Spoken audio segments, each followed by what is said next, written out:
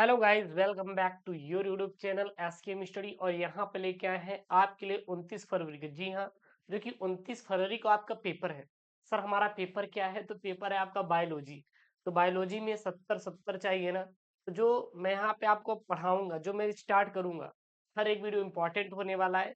सो आप लोग क्या करना है, सबसे पहले आप लोग चैनल को सब्सक्राइब कर लीजिए और वीडियो को लाइक करिए और अपने दोस्तों के साथ ये वीडियो जरूर से जरूर शेयर करिए और उनसे बोलिए कि भाई पढ़िए, अब आपका टाइम आ गया और ये पेपर बहुत इंपॉर्टेंट है।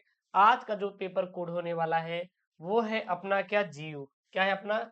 जीओ अपना पेपर कोड है 348। 70 नंबर का क्या रहेगा, पूर्णांक रहेगा। पास मार्क का केवल केवल 33 नंबर सर चाहिए। कितना चाहिए? 33 नंबर पास मार्क का इसमें से चाहिए। और ये आपका क्या है, क्लास 12th बायोलॉजी का है। किसका है भाई? क्लास 12th बायोलॉजी का पेपर है, ठीक है ना। तो वीडियो इंपॉर्टेंट होने वाला है, शेयर जरूर करिएगा, कोई दिक्कत नहीं होनी चाहिए। बिल्कुल सर, कोई दिक्कत नहीं होगी। आप देखेंगे तो यहाँ पे आपको दिया रहेगा जो समय, कितना दिया रहेगा, 3 घंटे 15 मिनट का आपको समय दिया रहेगा। प्रारंभ के जो 15 मिनट रहेंगे आपको प्रश्न पत्र पढ़ने के लिए क्या है, निर्धारित रहेंगे। सभी प्रश्न करना आपके लिए अनिवार्य रहेगा। आवश्यकता अनुसार आप अपने उत्तर की पुष्टि नामांकित रेखा चित्रों द्वारा करेंगे। प्रत्येक प्रश्न के जो निर्धारित अंक है उसके सम्मुख दिए रहेंगे, ठीक है ना, सामने दिए रहेंगे और उसी के अनुसार आप अपने उत्तर को लिखेंगे, ठीक है। सबसे पहले आप देखेंगे तो आपके पास क्या रहेगा, बहुविकल्पी प्रश्न। क्या रहेगा? बहुविकल्पी प्रश्न। ये देखिए आपका क्या है यहाँ पे, बहुविकल्पी प्रश्न।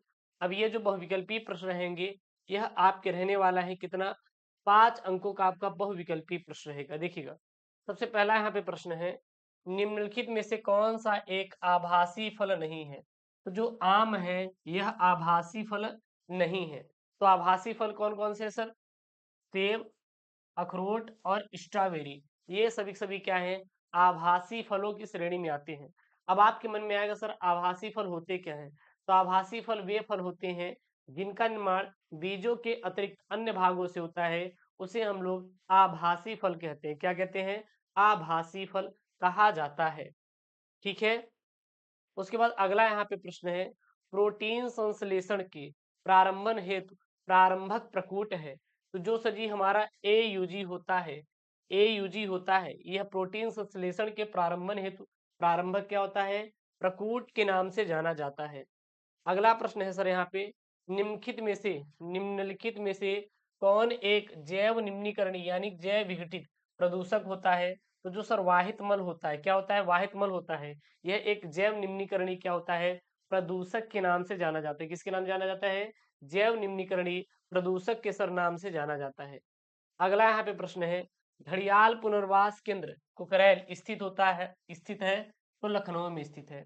जो घड़ियाल पुनर्वास केंद्र है बोले तो कुकरैल कहाँ पर स्थित है, यह आपका लखनऊ में स्थित है। फिर आपका आएगा निश्चित उत्तरीय प्रश्न। जी हाँ, यह अब आपके एक एक नंबर के आएंगे निश्चित उत्तरीय प्रश्न, तैयार कर लीजिएगा। देखिए प्रश्न यहाँ पे क्या है, टेपीटम कहाँ स्थित होता है और इसका क्या कार्य है? जो टेपीटम होता है पराग कोश में स्थित होता है और यह पराग कणों को क्या प्रदान करता है भाई, पोषण प्रदान करता है और उनका क्या करता है, विकास करता है। क्या करता है? उनका विकास करता है। तो जो टेपीटम होता है कहाँ पर, यह परागकोश में स्थित होता है और यह परागकणों को क्या प्रदान करता है, पोषण प्रदान करता है, ठीक है। अगला यहाँ पे है खवाला। खवाला देखिए क्या बोल रहा है, मिंडल के, यहाँ पे मिंडल है, मिंडल ने मटर के पौधे के कितने जोड़ी विपरीत लक्षणों पर अध्ययन किया था?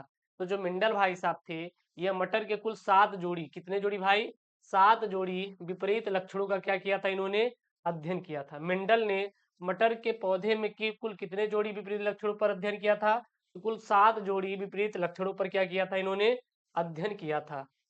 ग वाला प्रश्न देखिएगा क्या है, किस पैथोजन के कारण हाथी पांव बोले तो एलिफेंटिएसिस रोग होता है और यह पैथोजन किस संघ से संबंधित होता है? तो जो हाथी पांव होता है यह फाइलेरिया यानी संघ निर्मेटेडा निर्मेटोडा परजीवी बाउचेरिया ब्रैक ब्रैकऑफ्टी के संक्रमण से होता है। आरडीएनए का में आर क्या होता है? तो जो आरडीएनए होता है, आरडीएनए में यानी डीएनए में जो आर होता है, यह क्या होता है, संयोजक यानी कि री रिकोम्बिनेंट होता है। क्या होता है? रिकॉम्बिसेंट के नाम से जाना जाता है, जो स्मॉल आर होता है, किसमें, आर डीएनए में। अगला यहाँ पे प्रश्न है, निकेत को परिभाषित कीजिए। यानी निकेत क्या होता है, जिसे हम लोग नीच के नाम से जानते हैं। तो वह स्थान, विशेष या प्रकृति परिवेश जहां जीव अपने जीवी संबंधों तथा भौतिक पर्यावरण में होता है, उसे हम लोग निकेत कहते हैं। क्या बोलते हैं भाई, निकेत के नाम से जानते हैं। तो निकेत क्या होता है, तो वह स्थान, विशेष या प्रकृति परिवेश जहां जीव अपने जीवी संबंध में रहता है, उसे हम लोग क्या बोलते हैं, निकेत बोलते हैं।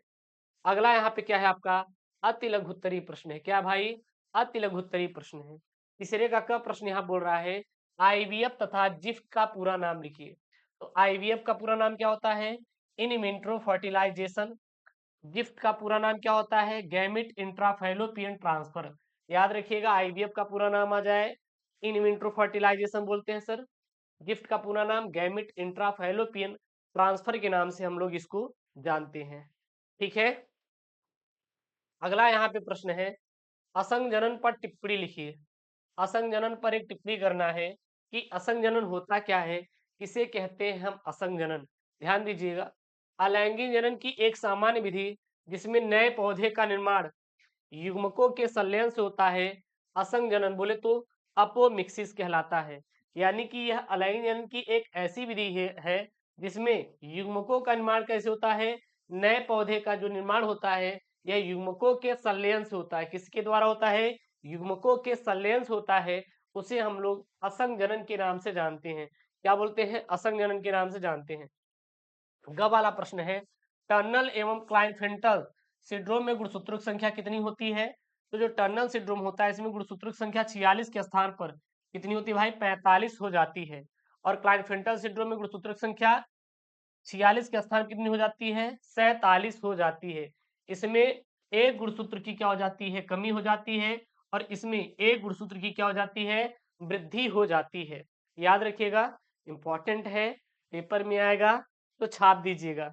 बाद में ये मत बोलना गुरुजी आपने बताया नहीं, ठीक ना। अगला यहाँ पे देखिए प्रश्न क्या है, ध्यान दीजिएगा, एल्कोहल दुरुपयोग के क्या कुप्रभाव है।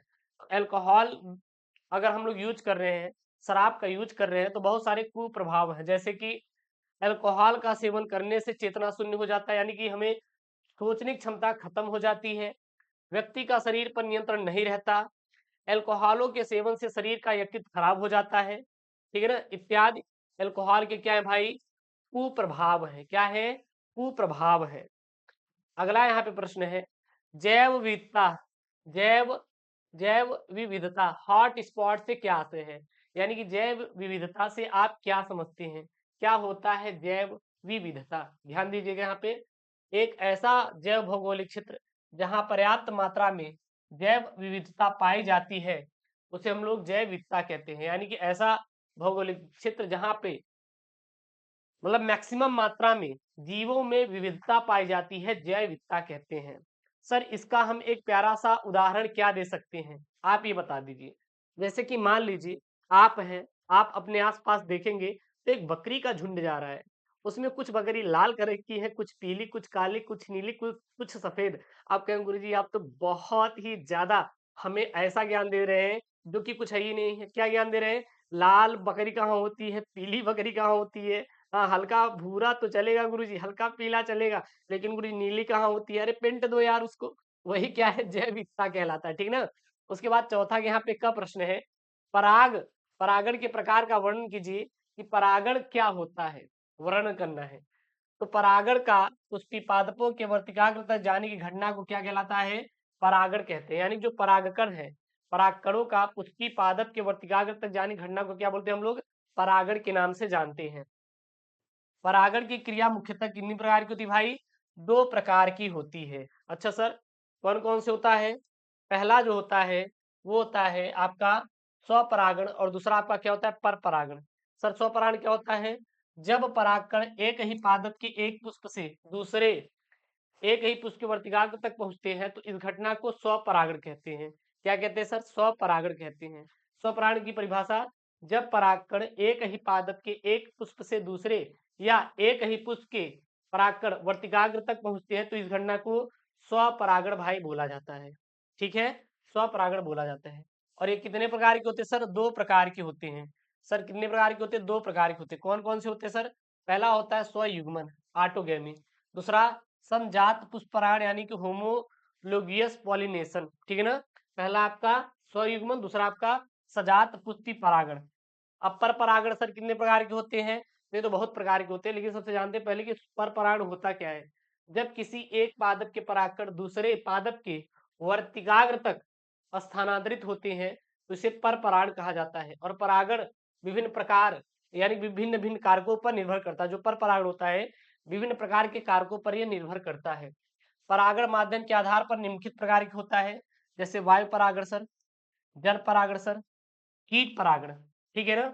जंतु परागण, पक्षी परागण और चमगादड़ परागण इत्यादि प्रकार के परागण होता है। ठीक ठीक है सर। अगला यहाँ पे प्रश्न है सर कि प्लेसेंटा पर एक संक्षिप्त टिप्पणी लिखिए, यानी कि प्लेसेंटा क्या है, इस पर आपको टिप्पणी देना है। प्लेसेंटा सर होता क्या है? अपरा एक संयुक्त संरचना है जो स्तनियों के गर्भ में भ्रूण को गर्भाशय से संरचनात्मक एवं क्रियात्मक रूप से जोड़ने में क्या करती है? सहायता करती है, उसे हम लोग प्लेसेंटा कहते हैं। अपरा भ्रूण के विकास में निम्नलिखित रूप से कार्य करती है।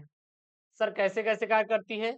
सबसे पहला, भ्रूण को पोषण प्रदान करने में सर, श्वसन में, उत्सर्जन में, हार्मोन्स का स्रावण में इत्यादि में अपरा का क्या होता है? प्रमुख कार्य होता है।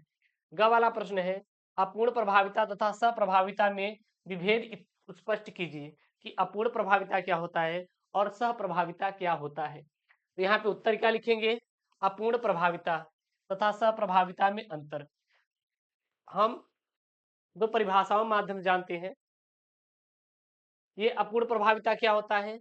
संतति दो जनकों से मिलती जुलती नहीं होती तथा एक नई तीसरी लक्षण उत्पन्न करती है जो दोनों जनकों से मिलता जुलता और इसके बीच सा होता है, इसे हम लोग अपूर्ण प्रभाविता कहते हैं। देखिएगा, अपूर्ण प्रभाविता का मतलब होता है जो संतति होती है वो दोनों जनक से यानी माता पिता से मिलती जुलती नहीं बल्कि एक नई तीसरी लक्षण उत्पन्न करती है जो दोनों जनकों से क्या रहता है? मिलता जुलता रहता है और इनके बीच का होता है, या मिलता जुलता रहेगा थोड़ा बहुत, या इनके बीच का होता है। जैसे लाल में सफेद मिलाए तो गुलाबी बन जाए, वही क्या होता है? अपूर्ण प्रभाविता होता है। इसे क्या कहते हैं? अपूर्ण प्रभाविता कहते हैं। और सप्रभाविता, जब किसी कारक या जिनके युग्म विकल्पी में कोई भी कारक प्रभावी या अप्रभावी न होकर मिश्रित रूप से प्रभाव डालते हैं, यानी कि दोनों मिक्स होकर, यानी कि दोनों का लक्षण समान रहेगा, उसे हम लोग क्या बोलते हैं? सप्रभाविता कहते हैं। क्या कहते हैं? सप्रभाविता कहते हैं। चैनल को भाई सब्सक्राइब कर लीजिए अगर अभी तक चैनल को सब्सक्राइब नहीं किए तो, ठीक ना? अगला घ वाला है, जैव विविधता का महत्व समझाइए कि जैव विविधता का महत्व आपको बताना है। क्या है जैव विविधता? तो उत्तर में लिखिए, जैव विविधता जीवों का मिश्रण है। किसी स्थान की जैव विविधता में अनेक प्रकार यानी प्रजातियों के पौधे, जीव जंतु, सूक्ष्म जीव आदि पाए जाते हैं। जितने जीव उतनी विभिन्नताएं और उतने ही उनके अनुवांशिक लक्षण होते हैं। जैव विविधता पारिस्थितिकी का खाद्य जाल निर्मित करता है। स्तनधारी पक्षी, मत्स्य मतलब मछली, मेढक, जीवाणु, विषाणु आदि जैव विविधता में क्या है? समाहित है। अब जैव विविधता का महत्व क्या क्या है? तो जैव विविधता का महत्व हम लोग भोजन के स्रोत में करते हैं, आय के स्रोत में करते हैं और पर्यावरण संतुलन में भी किया जाता है, ठीक है ना? और विभिन्न प्रकार के तेल एवं औषधियों के आपूर्ति के रूप में भी जैव विविधता का उपयोग करते हैं। ऑक्सीजन की आपूर्ति में करते हैं, घरेलू उपयोग के वस्तुओं के प्राप्ति के लिए और उद्योगों हेतु कच्चा माल प्राप्त करने के लिए जैव विविधता का यूज किया जाता है। उसके बाद आपका क्या यहाँ पे अति लघु उत्तरीय प्रश्न है। देखिएगा, हमने यहाँ पे आपका निश्चित उत्तरीय, लघु उत्तरीय और ऑब्जेक्टिव और एक आपका लघु उत्तरीय टाइप सेकंड, ये प्रकार के मैंने आंसर किया है आपका। अब यहाँ पे ये वाले जो आंसर है ना, इसको आप खुद से प्रैक्टिस करिएगा, देख लीजिएगा। अगर मान लीजिए नहीं आ रहा है तो कमेंट बॉक्स कर दीजिए मेंशन, मैं आपको फुल पेपर सोल्यूशन भी करवा दूंगा। मैंने उतना करवा दिया, इसका भी कुछ भी नहीं है, ये तो आधा है, आधा तो मैंने करवा ही दिया, आधा बचा है, इसको भी मैं करवा दूंगा, ठीक है ना? देखिएगा कैसे आपके प्रश्न आएंगे। लघु उत्तरीय प्रश्न आपके 2 और 3 नंबर के आएंगे। प्रश्न क्या है यहाँ पे 5 का कर, जैव विविधता संरक्षण का विभिन्न विधियों का वर्णन कीजिए और जैव प्रौद्योगिकी का वैक्सीन उत्पादन, चिकित्सा, मानव इंसुलिन परिवर्धन यानी कि निर्माण में योगदान की चर्चा कीजिए, ठीक है ना? इसमें सर इंपॉर्टेंट कौन है? देखिए, जैव विविधता संरक्षण। अब जैव विविधता संरक्षण होता क्या है? जहां सर जीवों की विभिन्न प्रकार की जहां पर जीवों की विभिन्न प्रकार की जातियां पाई जाती है, उसे हम लोग जैव विविधता कहते हैं। अब उसको सर हम लोग क्या करेंगे, सुरक्षित करेंगे। तो वही क्या है, आपका जैव विविधता संरक्षण है। और जैव प्रौद्योगिकी का वैक्सीन उत्पादन, जीन चिकित्सा और मानव इंसुलिन परिवर्धन में इत्यादि में आपको प्रयोग बताना है। ये तो कर ही लोगे यार, कोई टेंशन नहीं है, ठीक ना। उसके बाद मलेरिया परजीवी का 4 प्रजातियों के नाम लिखिए और इसके द्वारा उत्पन्न होने वाले मलेरिया रोग का आपको उल्लेख करना है। ये भी आपका इंपॉर्टेंट है, लगा लीजिए। फिर यहाँ पे मानव में एबीओ रुधिर वर्गों की वंशागति का वर्णन कीजिए, कैसे होता है। निम्नलिखित पर टिप्पणी करना है। भ्रूणकोश और विपुंसन, ये मैं अभी जब वीडियो अभी आपके लिए लेकर आऊंगा तो उसमें बता दूंगा। टिप्पणी वाले जितना भी रहेंगे सारा का सारा मैं आपको पढ़ा दूंगा। उसके बाद ख वाला है, यहाँ पे देखिएगा, मानव में भ्रूणी परिवर्धन के क्या अभिप्राय, मतलब आप क्या समझते हैं। फीकल यानी सेल एनीमिया, दांत कोश क्या अरक्तता पर संक्षिप्त टिप्पणी करिए। और बायोगैस के उत्पादन में सूक्ष्म जीवों की भूमिका का वर्णन कीजिए। कल मैं एक पेपर लेकर आऊंगा जिसमें ये जितना भी है मैं आपको सॉल्व करवा दूंगा, ठीक है ना। उसके बाद भाई कई प्रश्न बनेंगे और ये सब 8 7 8 9 बस खत्म, यही आपके रहेंगे। मनुष्य में मादा जन्म तंत्र का वर्णन कीजिए, मैं आपको बता दूंगा। मोस्ट आईएमपी है, कल इसको मैं अपलोड कर दूंगा। कल मैं इसको आपको अपलोड कर दूंगा, आप टेंशन मत लीजिएगा। कल आपको दोपहर तक इसका पूरा वीडियो डिटेल में आपको एसके मिस्टर यूट्यूब चैनल पे मिल जाएगा, ठीक है ना। उसके बाद अथवा यहाँ पे पुष्पी पादपों में निषेचन पथ घटनाओं का क्या करिए, आप व्याख्या कीजिए कि निषेचन कि पुष्पी जो पादप होते हैं उसमें निषेचन पथ घटनाएं क्या क्या होती हैं, इसका आपको व्याख्या करना रहेगा। उसके बाद यहाँ पे 8 वाला देखिए क्या है, यहाँ पे प्रश्न आप बोल रहा है वंशागति के गुणसूत्री सिद्धांत का वर्णन कीजिए कि वंशागति का गुणसूत्री सिद्धांत होता क्या है, इसका वर्णन कीजिए। अथवा में देगा औद्योगिक उत्पादकों के संश्लेषण में सूक्ष्म जीवों की भूमिका का वर्णन कीजिए। फिर यहाँ पे है आरडीएनए, आरडीएनए वही है ना आपका संयोजक डीएनए, ठीक है ना। तकनीकी पर निबंध लिखिए, मैं इसको करवा दूंगा। या फिर समष्टि को परिभाषित कीजिए और इसकी विभिन्न पारस्परिक क्रियाओं का वर्णन कीजिए। बस आप देखेंगे तो 5 और इधर अथवा में करके है आपका, तो 5 और 3 8 प्रश्न है, बाकी तो अथवा में है। बाकी तो मैंने करवा दिया, ये 8 प्रश्न है, इसको आपको करना होगा कर लीजिएगा, नहीं तो अब जो नेक्स्ट वीडियो आएगी उसमें और सोल्यूशन मिल जाएगा धीरे धीरे आपका। कम से कम मैं आपको 14 से 15 सेट करवा दूंगा बोर्ड एग्जाम तक, आपका काम हो जाएगा, बहुत ज्यादा चिंता नहीं करना है। और हाँ, अभी तक चैनल को सब्सक्राइब नहीं किए हैं यार, तो चैनल को सब्सक्राइब करो और वीडियो को लाइक करके शेयर कर दीजिएगा। मिलते हैं नेक्स्ट वीडियो में। ओके दोस्तों, thank you, Jai Hind, take care, bye bye.